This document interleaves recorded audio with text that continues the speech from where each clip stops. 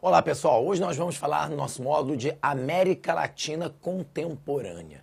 Esse é um assunto muito pertinente para as nossas provas, para o nosso vestibular, e é um assunto que às vezes o pessoal fica um pouco temerário. Caramba, América Latina, não sei muito bem isso, E aí a gente vai aqui pontuar alguns assuntos que a gente julga muito importante para a sua prova. Acho que o primeiro pensamento que a gente tem que ter é o seguinte: a gente tem nos livros didáticos uma definição, às vezes, um pouco equivocada ou uma forçação de barra quando a gente resolve pegar toda a América Latina e dividir em determinadas fases, Isso é muito comum. Então você pega ali um processo, claro, é evidente que essa América Latina tem um processo, Os processos latino-americanos, eles são muito próximos, são parecidos em muitos aspectos, mas é evidente que existem peculiaridades, especificidades, e que a gente tem que tomar só cuidado em algumas provas, até as provas mais específicas, para que a gente não venha cometer alguns erros, ou alguns exageros, ou alguns excessos. Tudo bem? Mas de uma forma geral, vamos lá, vamos entender por que essa divisão em fases e o que você pode tirar disso. Vamos pensar no processo de independência dessa América Latina como um todo. A gente pode sim trabalhar que a independência latino-americana ela fez parte de um projeto liberal conservador, como a gente costuma dizer. Como assim liberal conservador? Porque ele é liberal no sentido de se tornar independente. Aquele princípio do liberalismo iluminista e tal, então se tornar independente das metrópoles e tal, legal.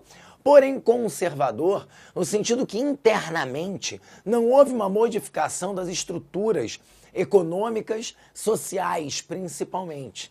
Você manteve muitas vezes aquela estrutura econômica agroexportadora, então extremamente dependente do mercado externo, com algumas pequenas exceções, tá? E internamente você teve manutenção da escravidão, no caso do Brasil, você teve ainda uma pirâmide social, uma estrutura social extremamente desigual, extremamente excludente nessa América de uma forma geral. Então, quer dizer, isso sim a gente pode traçar como um perfil latino-americano. Perfeito? Legal. Aí fala-se muito que, depois dessa independência, houve o processo do caudilismo. Na América Espanhola fala-se muito caudillismo. Aqui no Brasil a gente tem a peculiaridade, do Brasil ter vivido um período imperial. Por que eu estou falando do Brasil também? Porque o Brasil faz parte da América Latina, tá? Que a gente fica assim, a gente estuda Brasil, Brasil, Brasil, e agora vamos falar de América Latina. Então parece que o Brasil não faz parte da América Latina. Ele faz e também é comparável com os demais países em vários aspectos. Mas nesse primeiro momento pós-independência, o Brasil vive, de 1822 a 1889, o período do Império, primeiro reinado, segundo regência, segundo reinado. Já no restante dessa América Latina, nós já vamos ter o evento do caudilismo, que é muito comparado com o fenômeno do coronelismo, no Brasil, na Primeira República. Então, quando a gente compara ali coronelismo, caudilismo, nós temos algumas coisas em comum, Em algumas coisas em comum, porque, na verdade, no Brasil, a gente vivia uma república, em teoria, democrática, onde esse governo, esse coronelismo, ele é sentido de forma mais regional. No caso dessa América Espanhola, o fenômeno do caudilismo foi justamente a partir do momento que há uma fragmentação territorial da América Espanhola. O projeto bolivariano, o projeto pan-americanista de Simão Bolívar não dá certo, não acontece. A ideia de união latino-americana não funciona.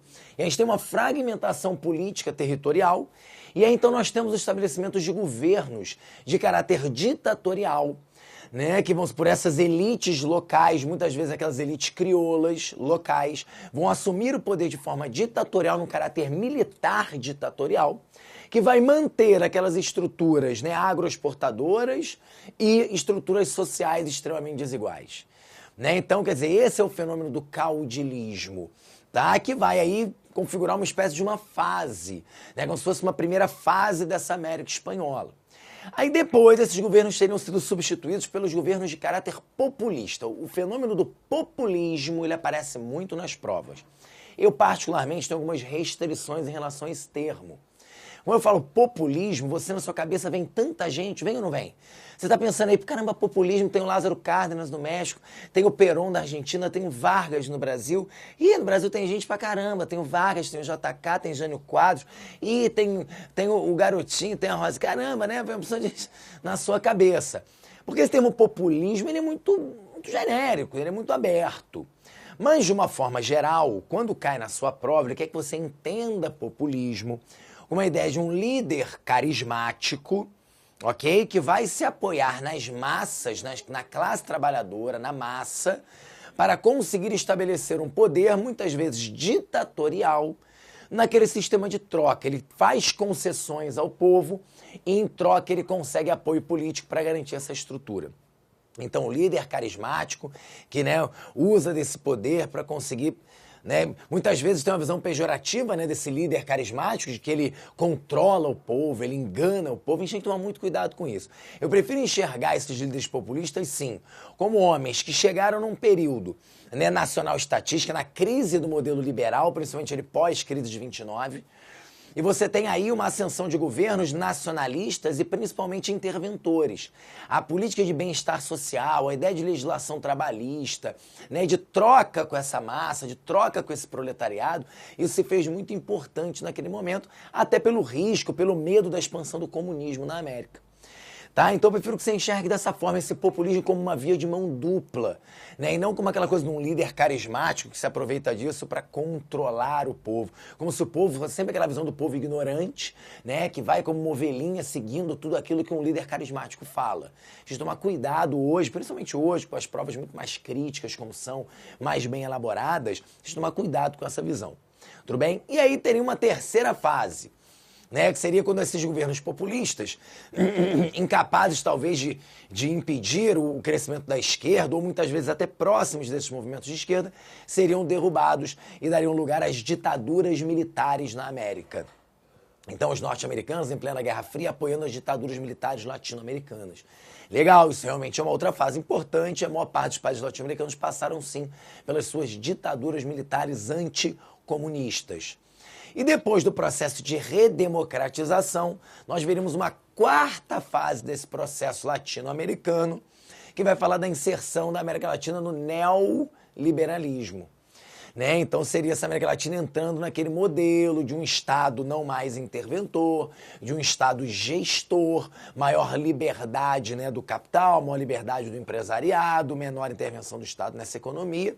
E seria, então, esse período que nós vivemos hoje. A América Latina hoje vive o seu período neoliberal, com algumas exceções, uma questão na Venezuela, né, o governo PT no Brasil aí também fazendo algumas ressalvas, tá? Mas então, de uma forma geral, o livro didático trabalha essas quatro fases. Repara, professor, você falou, mas fez sentido. Sim, fez sentido. Eu só quero que você tome muito cuidado ao utilizar essa visão, né, mais genérica, mais geral, tá, dos períodos históricos latino-americanos. Lembrando sempre que cada país tem a sua história, cada país tem o seu povo, cada país tem a sua peculiaridade e isso deve ser respeitado.